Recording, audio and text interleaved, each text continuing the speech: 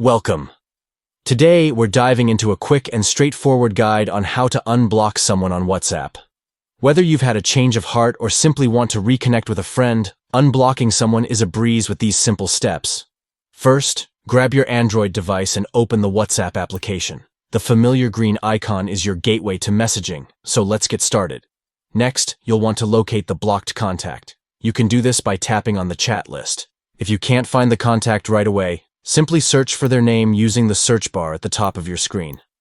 Once you find the blocked contact, tap on it to open the conversation. Now, this is where it gets essential. You'll notice a message that says, "You blocked this contact, tap to unblock." This indicates that this person is currently blocked. Just tap on this message, and it will prompt you to take action.